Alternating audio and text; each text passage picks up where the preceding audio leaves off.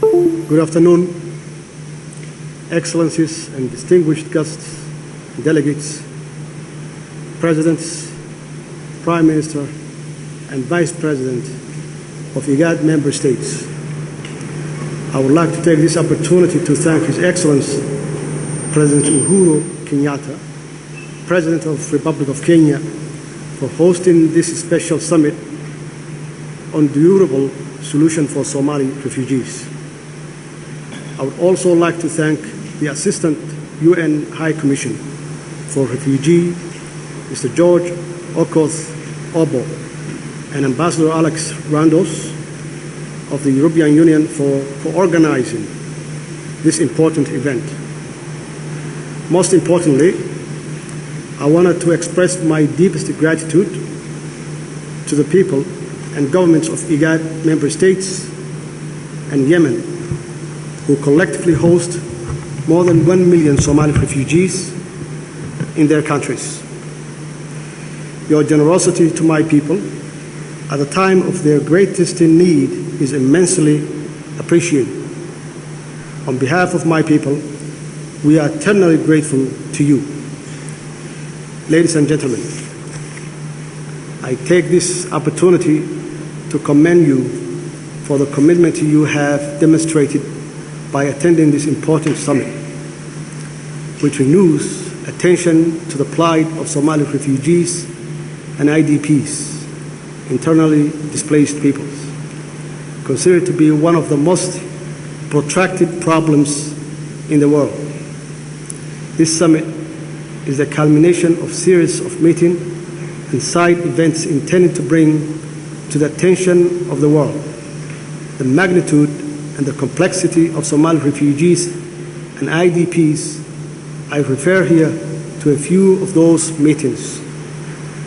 The high-level global initiative on Somali refugees in Geneva in 2013, following by the one in Addis Ababa in August 2014, which resulted in the Addis Ababa commitment by the countries in the region hosting Somali refugees.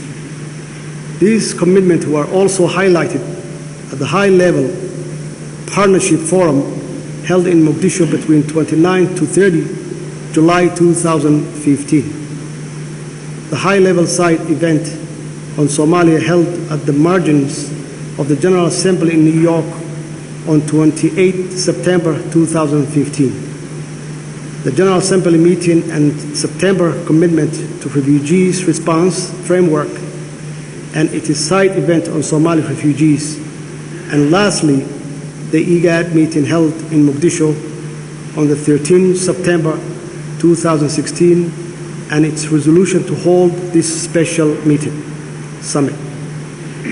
These commitments and those entered into within the tripartite agreement of November 2013 and its 6-month extension all are based on two crucial principles, which are to find sustainable and durable solution to the problem of Somali displacement and to preserve the institution of asylum. Let me say at the outset that it is my hope that we will be able to rededicate ourselves to the achievement of both these aspects for the benefit of the Somali displaced people. Today, about 2.5 million Somali refugees and IDPs live in camps in and out of the country. Tragically, some have lived in the camps for 3 generations, all because the environment was not conducive enough in Somalia for them to return.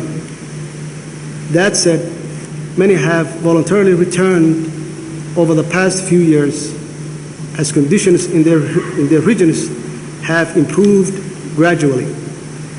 However, the current drought and the looming famine pose yet another challenge to voluntarily to return.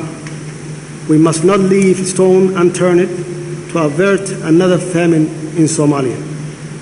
Ladies and gentlemen, the federal government of Somalia has made durable solution for refugees and IDPs a centerpiece of its resilience strategy. The basis of our strategy is to inherit, believe that refugees and IDPs are deeply tired of being displaced and living on handout in squalid camps. Moreover, it's based on the principle that the overwhelming majority of them would rather live in a dignity and self-reliance. Based on that, our strategy aimed to unshackle them from the vicious cycle of displacement and investing in their innate ability to reclaim their dignity. For far too long, we have been investing in managing of refugees and IDPs. Time has come for us to invest in their God-given ability to manage themselves. In our National Development Plan, we articulate how we intend to mitigate the root cause of the cyclical drought in our country. We recognize that due to the prevailing environment degradation in Somalia and globally, future rains are likely to fail, leading to yet another drought, which in turn leads to widespread displacement. Our resilience strategy calls for targeted investment in infrastructure, particularly in the area of agriculture and livestock. Furthermore, our durable solution strategically call for resettlement policies and investment in affordable housing. This would facilitate the smooth return and reintegration of refugees and IDPs into their communities. This would not be easy, but I believe that we have a rare opportunity to capitalize on goodwill that prevails in Somalia following my election.